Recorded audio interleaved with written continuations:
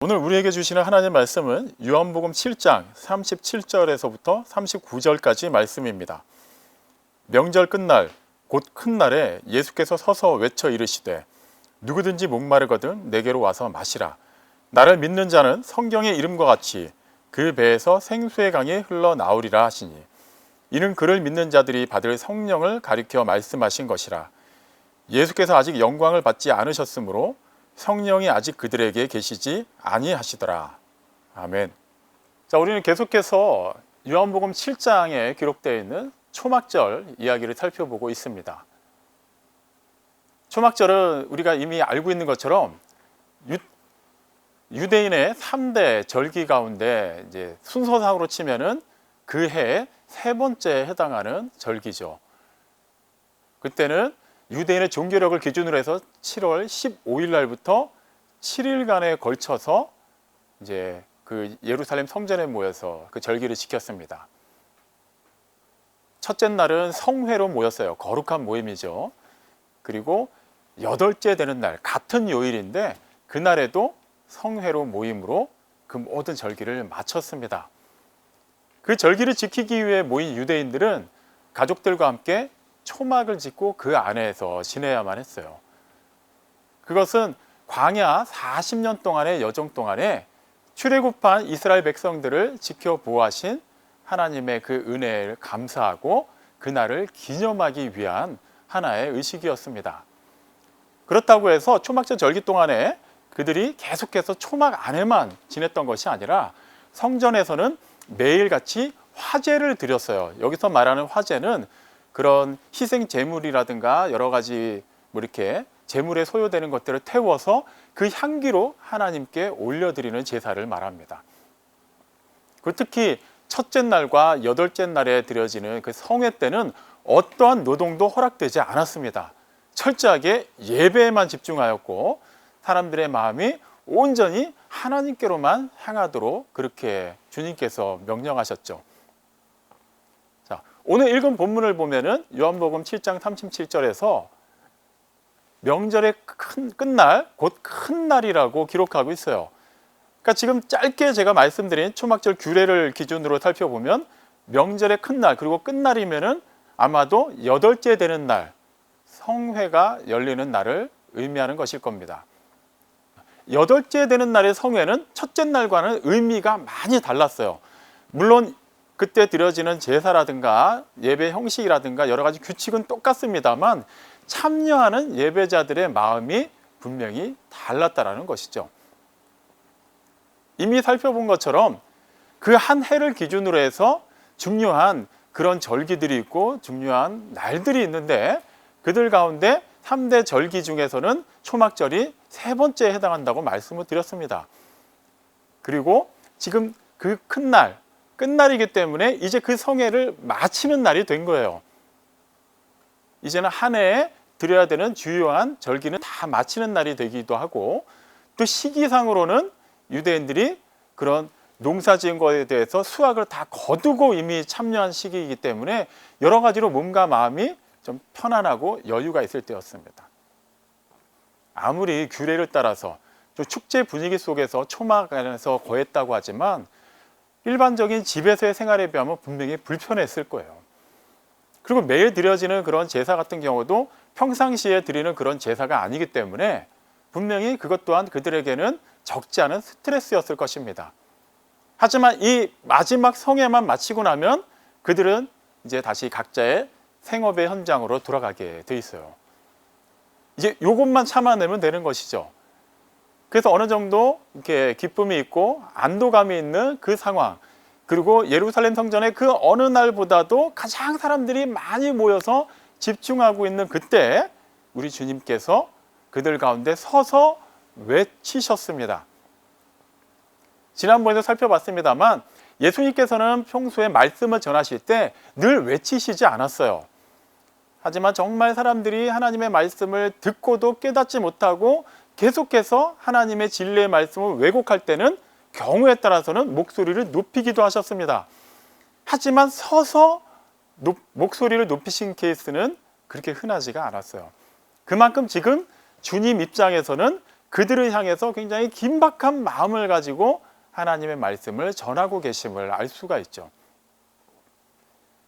지금 예루살렘에 모여있는 사람들 가운데는 뭐 다수는 아니지만 유대 당국자들이라든가 그들에 의해서 매수된 사람들은 예수님에 대해서 부정적인 시각을 가지고 있었어요. 그들의 목적은 예수님을 잡아서 죽이는 것이죠. 하지만 상당수의 사람들, 예수님의 말씀을 들은 사람들은 예수님에 대해서 호의적이었고 심지어는 예수님을 믿는 사람들이 그들 가운데 많이 늘어나기도 했습니다. 그러니까 전체적으로 예수님을 바라보는 시선들은 굉장히 긍정적이었어요.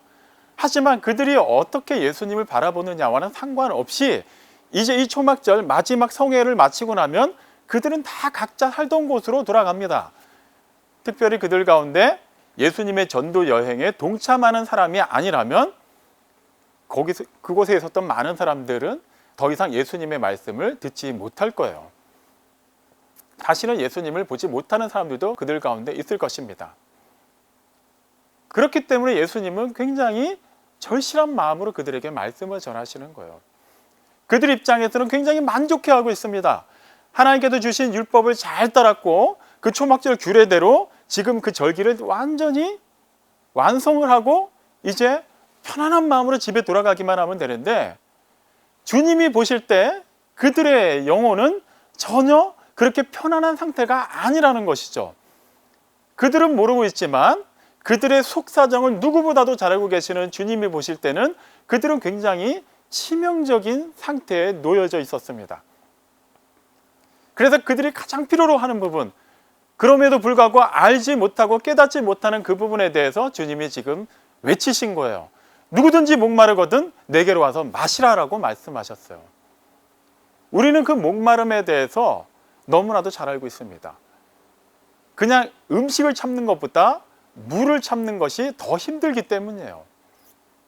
누구라도 목이 마르면 일부러 그것을 참지 않고 어떻게든 물을 구해서 마십니다. 그런 사람들에게 예수님의 말씀이 문자적으로만 다가온다면 좀 이해가 안 되겠죠. 목마르다면, 누구든지 목마르다면 알아서 물을 마실 텐데 왜 주님께로 나오라고 했을까요? 우리는 이미 알고 있죠. 이것은 육신의 목마름이 아니라 영적인 목마름이라는 것을 말합니다. 만약 가정을 해볼게요. 어떤 사람이 목마름에 대해서 인지하는 그런 감각이나 신경이 없다고 해보겠습니다. 그는 어떻게든 의식적으로는 물을 마실 수는 있을 거예요. 하지만 그의 몸이 계속해서 목마르다는 신호를 보내지만 그 감각이 없어서 그가 그만큼 필요에 따라서 물을 마시지 않음으로 말미암아 그의 몸은 점점점 치명상을 입게 되겠죠. 계속해서 그렇게 진행된다면 그는 영문을 모른 채 죽게 될 것입니다. 마찬가지예요. 우리의 영혼은 하나님을 끊임없이 추구해야만 하고 하나님으로부터 그런 영적인 양식을 공급받아야 함에도 불구하고 우리가 그 필요를 알지 못하고 계속해서 하나님과의 교제하는 것에 대해서 등한시하고 어떠한 규칙이나 형식으로 하나님과의 관계를 대신하고자 한다면 계속해서 그렇게 시간이 흘러갈수록 우리의 영혼은 계속해서 그 사망을 향해서 시닫게 될 것입니다. 그것을 주님은 차마 지켜보실 수가 없으셨죠. 그래서 그렇게 외쳐서 말씀을 전하신 거예요. 지금 이 이야기는 2000년 전 초막절을 지키고 이제 마무리 단계에 접어든 유대인들에게만 해당되는 말씀이 아닙니다. 오늘날을 살아가는 우리 그리스도인들에게도 동일하게 하나님께서 이 말씀을 주고 계세요. 아담의 후손으로 태어난 어떤 사람도 그가 범죄함으로 말미암아 세상에 들어온 그 죄, 그리고 그 죄의 유전으로 태어난 우리 모든 사람은 그것으로부터 자유로울 수 없다는 것을 성경은 분명히 얘기합니다. 사실 이 부분을 잘 알지 못하는 사람들, 이런 하나님의 말씀, 그 진리에 대해서 깨달음이 없는 사람들은 그것을 받아들이지 못하죠. 아담이 죄를 지었는데 그 영향이 왜 나한테 오는 것이며, 어쨌거나 이 세상에서 정해진 법과 나름의 그 양심을 바탕으로 해서 선하게 산다면 오히려 그런 사람들이 천국 가야 되는 거 아닌가라고 생각을 해요. 하지만 분명히 의인은 한 명도 없다라고 성경은 못을 박습니다. 그리고 그 죄로 말미암아 주어진 결과는 오직 사망뿐이라는 것도 말씀하고 있죠. 그렇기 때문에 하나님의 공의의 측면에서 우리를 바라보실 때 우리는 어느 누구도 예외가 되지 않습니다. 다 하나님의 진노 아래 거하게 되었어요. 하지만 하나님은 사랑이시죠. 그래서 그분만의 방법으로 또한 우리에게 생명의 길을 열어주셨습니다. 그렇게 아무 죄가 없으신 하나님의 독생하신 아들을 세상에 보내주신 거예요. 그분이 계속 우리에게도 지금 말씀하고 계십니다. 누구든지 목마르거든 내게로 와서 마시라라고 말이죠.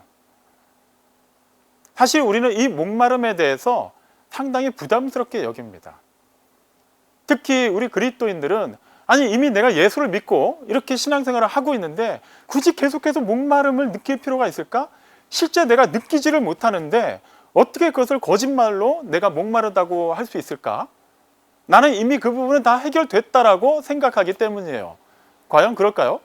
지금 예수님께서 이 말씀을 하시고 있는 장소, 그리고 예수님의 이 말씀을 듣고 있는 대상이 누군지를 우리가 생각해 보면 우리의 그러한 생각이 얼마나 그릇되고 교만한 생각인지를 알게 됩니다. 지금 예수님은 이스라엘 바깥으로 나가셔서 그 외 헬라인들에게 말씀을 전하고 계시는 게 아니죠. 물론 주님의 이러한 초청은 유대인이나 헬라인이나 똑같이 받아들여야만 합니다. 하지만 1차적으로 주님께서는 지금 이 말씀을 가장 종교적인 사람이라고 스스로 자부하고 있는 유대인들을 향해서 말씀하고 계세요. 그리고 지금 이 말씀이 선포되어지는 장소는 다른 곳이 아닌 하나님의 집, 그 기도하는 집 예루살렘 성전에서 말씀을 전하고 계십니다. 다시 말하면 아무리 스스로 하나님을 믿고 심지어는 그 율법을 따라서 규례를 철저하게 지킨다고 스스로 만족하고 그것으로 자신의 의의를 드러내고 있는 사람들이라 할지라도 결과적으로 그들에게 가장 우선시되는 것, 가장 필요한 것은 하나님께로 나와야 된다는 거예요. 그들을 의아하게 여길 수 있어요. 내가 이 7일 동안에 이 8일째 되는 날 마지막 성회까지 열심히 하나님을 예배하고 있고 그 불편함을 감수하면서까지 초막에서 거했으며 그리고 오가는 거리까지 감안하면은 10 며칠 동안의 시간을 내가 스스로 손해를 감수하면서까지 여기 나왔다는 것, 이것이 곧 내가 하나님을 믿는다는 증거 아닙니까? 내가 하나님을 사랑하기 때문에 하나님께 나아왔다라는 굉장히 큰 증거가 되지 않겠습니까? 라고 얘기할 수 있어요. 우리도 마찬가지예요. 내가 지금까지 신앙생활을 해오면서 얼마나 많은 시간을 들여서 교회에서 예배를 드리고 교회에서 행해지는 많은 프로그램들을 지켰고 그리고 성도로서의 그런 기본을 지켰는지 잘 알고 있지 않습니까? 그것이 곧 내가 하나님을 사랑한다는 증거이고 내가 하나님께 나아왔다라는 가장 명확한 증거가 되지 않겠습니까? 라고 얘기할 수 있어요. 누구보다도 종교심이 강하고 하나님을 잘 예배한다고 생각하는 사람들을 향해서 요한복음 4장 24절은 분명히 얘기하고 있죠. 하나님은 영이시기 때문에 예배하는 자가 영과 진리로 예배해야 된다는 사실을 말입니다. 그 말이 의미하는 바가 무엇일까요? 사람들은 하나님을 영으로 인지하지 못한다라는 거예요. 그렇기 때문에 그분을 성령님의 그 임재 안에서 진리이신 그분의 말씀을 근거해서 예배하지는 않고 그냥 왠지 그분의 말씀을 듣지 않으면 벌 받을 것 같고 안 좋은 일이 생길 것 같고 그래도 양심상 기본적인 형식은 갖춰서 예배를 드려야만 기본적으로 하나님과의 관계가 유지된다고 생각을 한 거예요. 그렇게 생각하는 어느 누구에게도 하나님은 인격이시지가 않습니다. 그냥 멀리 계신 분, 굉장히 두려운 분이에요. 이분은 좀 조심해서 모셔야 되는 분이고 기분을 잘 맞춰드리기만 하면 되는 분이에요. 그 기준은 그분께서 주신 그 율법과 그것을 기준으로 해서 계속해서 내려온 그런 전통과 규칙들, 그것만 잘 지키면은 하나님의 기분도 잘 맞춰드리는 것이고 또한 그분이 우리에게 복을 주신다고 생각을 하는 것이죠. 하나님을 그렇게 관념과 제도 속에 가둬놓은 채 실제로 영이신 하나님을 영으로서 대하지 아니하고 그분을 그 진리이신 말씀을 기준으로 해서 알지 아니하고 또한 인격적으로 소통하기를 거부한 것입니다. 지금 성전에서 초막절 절기를 잘 지키고 떠나가려는 사람들이 그러한 사람들이었어요. 나는 지금 절기를 잘 지켰다. 이제는 됐다. 내년도 농사도 하나님이 분명히 복을 주실 것이다. 그렇다면은 내가 또 내년에 초막절 절기를 지키러 예루살렘에 와서 이렇게 농사를 잘 짓게 해주신 것에 감사합니다 하고 다시 나는 제물을 드릴 것이고 초막 안에 거하면서 그 모든 것을 지키시고 채워주신 하나님께 감사하는 것을 내 그런 행위로 표현할 것이다 라고 생각하고 있는 것이죠. 그들은 실제 하나님을 알지 못했어요. 그렇기 때문에 주님께서는 그들에게 너희가 하나님을 모르는구나 라고 얘기하시면서 하나님을 알아야 된다라고 말씀하고 계신 겁니다. 우리에게도 지금 동일하게 말씀하고 계세요. 지금 이 예배, 부득부 이렇게 실시간으로 드려지는 이유가 무엇이죠? 네, 지금 중국에서부터 시작된 그 신종 바이러스 영향 때문에 지금 이 서대문구에도 그런 확진자가 있었다라는 이유만으로 경기대학교 강당이 폐쇄됐기 때문입니다. 아마 지금 예배를 이렇게 실시간으로 드리고 계신 분들은 집에서나 아니면 다른 장소에서 드리고 계실 거예요. 우리가 평상시 예배를 드리던 방식과는 분명히 다릅니다. 뭔가 좀 어색할 수도 있어요. 하지만 분명한 것은 우리가 정말 하나님을 알고 우리의 목마름을 알고 주님께로 순전한 마음을 가지고 나아가서 어느 자리가 됐든지 하나님을 예배할 수 있다면 하나님은 그 자리에서 역사하십니다. 그리고 우리의 그 목마름을 그대로 두지 아니하시고 하나님의 생수로 채워주실 거예요. 그렇기 때문에 우리에게 목마름이 있다면 하나님을 추구하고자 하는 마음이 있다면 우리는 먼저 그것을 감사해야만 합니다. 그러한 감각이 없이 그냥 우리 스스로의 신앙 양심만을 가지고 그렇게 선하다고 생각하고 살아간다면 우리에게 주어질 운명 또한 마찬가지이기 때문이에요. 하나님을 알지 못한 자들, 하지만 스스로 하나님을 안다고 착각한 자들, 그들이 하나님 앞에 나아갔을 때 하나님께서 하시는 말씀은 내가 너희를 도무지 알지 못한다라는 그런 매몰찬 거절의 말씀밖에는 어떠한 것도 우리에겐 주어지지 않을 것이기 때문입니다. 여러분, 우리에게 목마름이 있습니까? 정말 주님을 추구하고자 하는 마음이 있나요? 그렇다면 그것을 먼저 감사하시기 바랍니다. 그것은 정말 하나님이 우리를 사랑하신다는 표적이기 때문이에요. 여기서 말하는 목마름이 무엇인가요? 우리가 죄로 인해 죽어 있었다는 것을 인정하는 거예요. 우리에게는 어떤 소망도 없다는 것을 우리가 처절한 심정으로 이해하고 우리 자신을 보면서 우리의 자연인 상태의 모습을 혐오하는 것을 얘기합니다. 갈수록 우리는 하나님의 말씀을 자꾸 사랑이라는 측면에서만 이해하려고 해요. 하나님은 사랑이시기 때문에 굳이 우리의 목마른 상태, 우리의 죄된 모습 이런 거는 다 덮어둡시다. 이거는 그냥 다 지나간 거니까 더 이상 옛날 일을 생각하지 말고 지금 우리가 구원받은 것, 우리에게 주어진 아직 완전히 임하진 않았지만 현재 임한 하나님의 나라를 살아가는 것, 그것만을 얘기합시다라고 우리는 자꾸 좋은 것만을 보려고 해요. 하지만 하나님 입장에서 정말 우리를 위해서 예비하신 좋은 것은 우리의 목마른 상태부터 이해하는 것입니다. 출애굽기 20장 2절 말씀을 보면 하나님께서 모세에게 십계명을 주시기에 앞서서 먼저 주신 말씀이 있어요. 나는 너를 애굽 땅, 너의 종되었던 집에서 인도하여 낸 내 하나님 여호와니라라고 말씀하세요. 율법을 주시기 전에 먼저 그들의 원래 모습이 어떠했는지를 하나님께서는 상기시켜 주십니다. 너는 원래 너의 집은 애굽 땅이었다. 바로의 지배를 받고 있었다.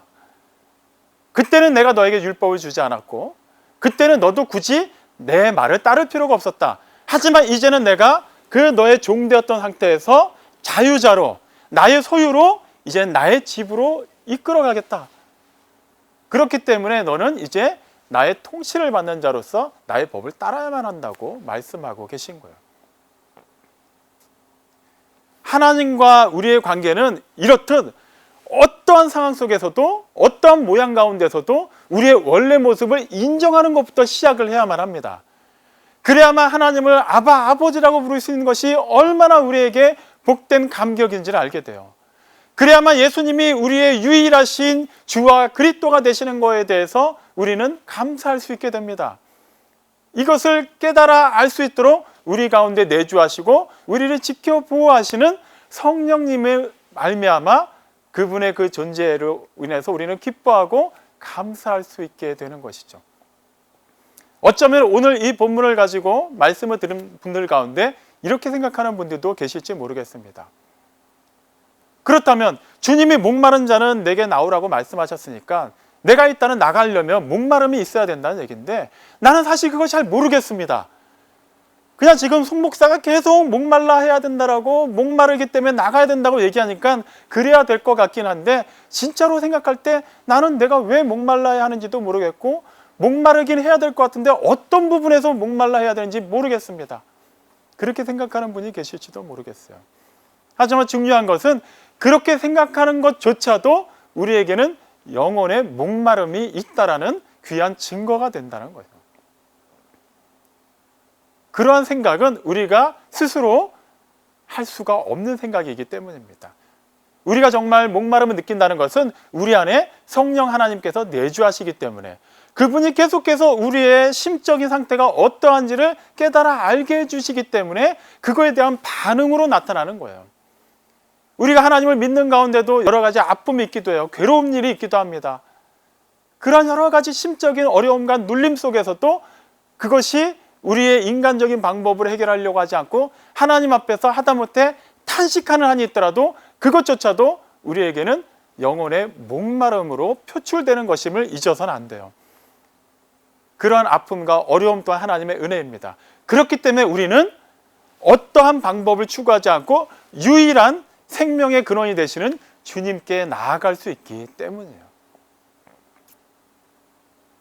우리에게 어떠한 목마름이 있나요? 어떠한 아픔이 있나요? 어떠한 괴로운 일 때문에 지금 신음하고 계십니까?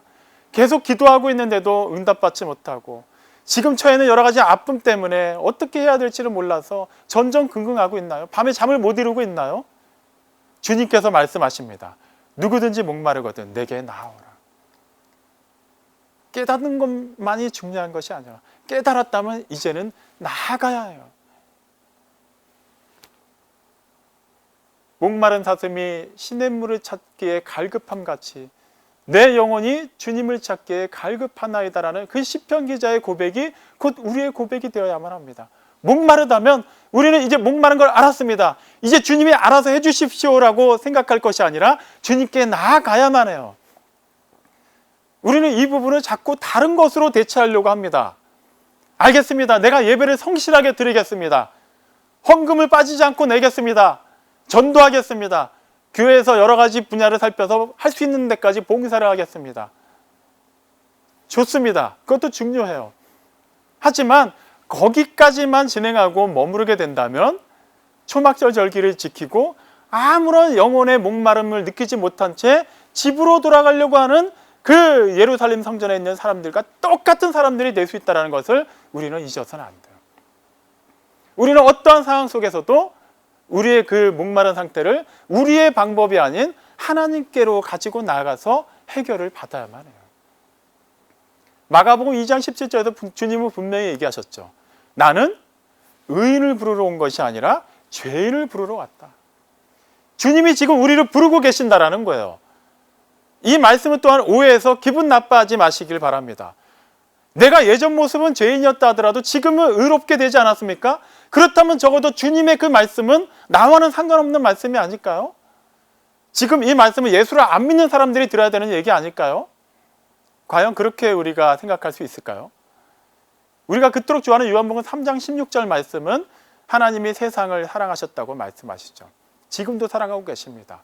그 세상에 저와 여러분은 포함이 되지 않습니까? 우리도 포함돼서 하신 말씀이에요. 그것은 단지 예수님을 아직 주와 그리스도로 믿지 않은 사람들만을 위한 것이라고 생각하지 마십시오. 우리는 계속해서 주님을 추구해야 합니다. 복 있는 사람, 시편 1편에 나오는 복 있는 사람을 또 비유로 표현할 때 시냇가에 심긴 나무라고 하죠. 단지 딱 한 번 시냇가 근처에 심겼다가 그 다음부터는 척박한 광야로 옮겨진 나무가 아니에요. 그곳에 심겨서 뿌리를 내렸기 때문에 계속해서 그 수분과 양분을 빨아들이고 건강하게 자랄 수가 있는 것입니다.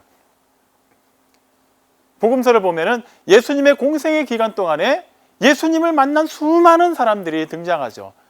이름이 알려진 사람도 있지만 대부분의 사람들은 이름이 알려지지 않은 너무나도 많은 사람들입니다.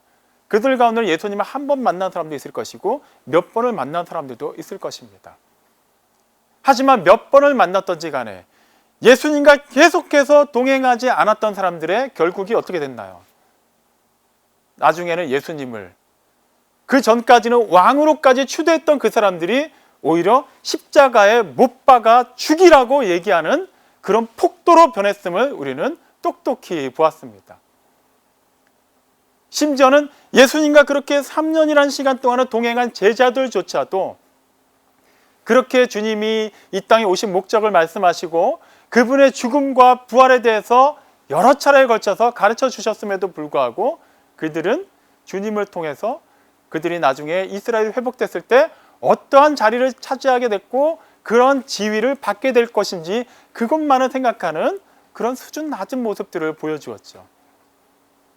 하지만 그들은 주님께서 다시 부활하시고 말씀하신 것을 들었습니다. 그리고 주님의 그 약속하신 성령님께서 임하셨을 때 그들이 정말로 담대한 사람이 되었죠. 그리고 이제는 내주하시는 하나님의 그 은혜 안에서 그 예루살렘에만 머무르지 아니하였고 예루살렘과 온 유대와 사마리아와 땅끝까지 이르러 주님의 복음을 전하는 증인이 되었습니다. 목마른 상태 그대로 있지 않고 그 목마른 상태를 가지고 자신의 방법으로 해결하지 못한다는 것을 인정하여서 유일하게 해결책을 주시는 주님께 나아갔어요. 그리고 주님께서 주신 그 약속의 말씀을 받았습니다. 그 약속의 말씀을 붙잡았고 그 말씀을 근거로 하여서 주어진 삶을 살아냈습니다. 그렇게 했기 때문에 그들은 하나님의 통치 안에서 이 세상을 살아낼 수 있었고 이 세상의 공중 권세 잡은 자와의 싸움에서 전혀 밀리지 않고 극복해낼 수 있었습니다. 그러한 진리에 따른 사람들, 진리의 편에 선 사람들, 그 목마름을 어떠한 방법이 아닌 유일한 방법이 되시는 주님으로 말미암아 해결한 사람들에 의해서 하나님의 복음이 계속해서 흘러 넘치게 된 것이죠. 그리고 오늘날 저와 여러분에게까지 그 복음이 증거되었습니다. 사랑하는 성도 여러분, 우리는 계속해서 그 목마른 심정을 가지고 주님께로 나아가야만 합니다. 주님이 계속 멀어지시기 때문에 우리가 마지못해 따라가는 것이 아니에요. 주님은 늘 우리를 초청하고 계십니다. 계속해서 문 밖에 서서 문을 두들기고 계세요. 인격적으로 소통하기를 원하십니다. 기계적으로 우리를 그냥 아무런 감정 없이 그냥 주님께서 원하신 뜻 가운데로 이렇게 이끌어 가시지 않으세요. 정말 하나님의 사랑을 깨달았다면 하나님의 사랑에 반응하기를 원하십니다. 우리를 사랑하시기 때문에 그렇게 하시는 거예요. 우리는 자꾸 착각을 하려고 하죠. 우리를 사랑하신다면 어떠한 어려움도 없게 하셔야 되는 거 아닌가요? 내가 어떠한 죄도 안 짓게 하셔야 되는 거 아닌가요? 어떠한 나쁜 것도 나를 유혹하지 못하도록 지켜주셔야만 하는 것이 아닌가요? 정말 하나님께서 우리에게 그렇게 대하신다면 우리는 어떤 존재로 남을까요? 그냥 건전지를 넣으면 작동하는 장난감 그 이상도 이하도 아닌 그런 아무런 가치가 없는 존재가 될 것입니다. 하나님으로 말미암은 그 사랑으로 인해서 기뻐하는 그런 감정도 없을 거예요. 구원의 감격은 당연히 있을 수가 없습니다. 우리에게 목마름은 당연히 있을 수도 없을 것이고 우리가 정말 하나님을 사랑하는 마음, 하나님을 추구하는 마음으로 그 기쁨과 그 감격 속에서 주님께로 나아가는 어떠한 믿음의 행진도 없을 것입니다. 그냥 아무런 감각이 없이 그냥 주님께서 기계적으로 이끄시는 대로만 끌려가는 그러한 존재들에 불과하겠죠. 하나님은 우리를 그렇게 내버려 두지 않으셨어요. 흙으로 사람을 지으시고 그냥 막연하게 그냥 살아 움직이게 그렇게 하신 것이 아니라 그 코에 생기를 넣어주셔서 생명이 되게 하셨어요. 영적인 존재로 만드시고 하나님과 동등하게 교통할 수 있게 해주셨습니다. 그런데 그 능력을 상실했어요. 죄로 말미암아 우리는 하나님과 온전히 마주할 수 없는 존재들이 되었습니다. 그래서 우리는 하나님을 추구하고자 하는 마음조차 사라지게 되었고 그 결과로 영원한 하나님의 진노 안에 거하게 되었죠. 지금 우리 주님의 이러한 초청은 우리에게 너무나도 익숙한 이사야서 55장 1절 말씀을 떠올리게 합니다. 오라 너희 목마른 자들아 물러 나오라. 돈 없는 자도 오라. 너희가 와서 타되 돈 없이 값 없이 포도주와 젖을 사라. 여기서 사라는 이 동사는 전체 문맥에는 어울리지가 않습니다. 돈 없이 값 없이 살려고 한다는 것은 곧 돈 없이 값 없이 공짜로 받는 것이지 사는 것이 아니에요. 그런데 하나님께서는 사라고 얘기하십니다. 무슨 의미죠? 하나님께서 주시는 그 생명은, 하나님께서 주시는 그 생수의 강은 값을 지불해야만 우리가 구할 수 있다는 거예요. 그러면 우리에게는 답이 없어지는 거예요. 우리는 그런 돈이 없어요. 하나님께서 원하시는 것은 완전한 의인데 우리는 다 불의하기 때문에 어떤 사람도 하나님께서 원하시는 그 값을 지불하지 못합니다. 근데 하나님께서 그걸 이루어 주셨어요. 우리는 죄로 말미암아 하나님의 진노를 완전히 그것을 다 받아내고 영원한 멸망의 형벌에 처할 수밖에 없는데 그러한 우리를 그대로 내버려 두지 않으셨죠. 아무 죄 없으신 하나님의 독생자를 이 땅에 보내주시고 의로우신 분으로서 불의한 우리 모두를 위해 하나님의 진노를 그분이 다 받아내셨습니다. 그렇게 십자가에 달려 돌아가셨어요. 하지만 그분은 그 죽음 아래에 머물지 않으셨습니다. 3일째 되는 날에 부활하셨고 하나님 보좌 우편에 앉아 계시며 영원히 살아계시고 우리를 통치하시며 반드시 정해진 때가 되면 다시 오실 우리의 전능하신 주님이 되십니다. 주님이 우리의 모든 죄를 지고 십자가에 달려 돌아가셨을 뿐만 아니라 영원히 살아계시기 때문에 그 유효함은 지금도 그리고 영원히 계속해서 이어지게 된 것이죠. 그렇기 때문에 어느 누구라도 주님의 그 초청에 응답하여서 주님께 나아가기만 한다면 우리는 어떠한 돈 없이 값 없이도 주님이 주시는 영원한 생수를 살 수 있게 되는 것입니다. 사랑하는 성도 여러분, 지금 우리에게는 어떠한 아픔이 있습니까? 어떠한 괴로움이 있나요? 주님께서 계속해서 우리의 마음 문을 두들기고 계실 때 우리는 어떠한 이유로 그 문을 열지 못하고 계속해서 전전긍긍하고 있나요? 주님의 그러한 부르심은 영원한 기회가 아닙니다. 언제 그 부르심이 그치고 이제는 심판자로 우리에게 임하셔서 우리가 결코 기대하지 않았던, 우리가 가슴 있다면 피하고 싶었던 그 무서운 음성으로 우리의 이름을 부르실 수도 있어요. 지금이 기회입니다. 어느 특별한 상황, 특별한 장소를 염두하지 마세요. 지금 당장 무릎 꿇으시기 바랍니다. 주님께서 여러분의 마음의 문을 두들기실 때 그 문을 여시고 주님을 받아들이시기 바랍니다. 지금 당장 성경을 펴시고 주님께서 주시는 그 말씀을 보시기 바랍니다. 주님의 뜻을 구하며 기도하시기 바랍니다. 주님께서 그렇게 목마름 가운데 주님께 나온 자를 결코 외면하지 않으시고 영원한 하나님의 생명으로 충만하게 채워주실 것입니다. 오늘도 그리고 앞으로 우리가 주님과 동행하며 살아가는 그 매 순간순간이 그렇게 하나님의 생명으로만 충만해지기를 축원합니다. 그러기 위해서 끊임없이 주님을 추구하십시오. 여러분에게 어떤 모양이든 그 목마름이 있을 때마다 다른 방법을 모색하지 말고 주님께만 나아가십시오. 주님의 그 진리이신 말씀을 펴십시오. 그리고 주님과 기도로 소통하십시오. 그렇게 주님께서 지어주시는 놀라운 은혜로 말미암아 우리에게 주어진 그 삶, 그리고 주님께서 약속하신 그 영원한 생명의 삶을 신실하게 살아내고 그것을 아름답게 누리고 증거하는 모두가 되시기를 주님의 이름으로 축원합니다.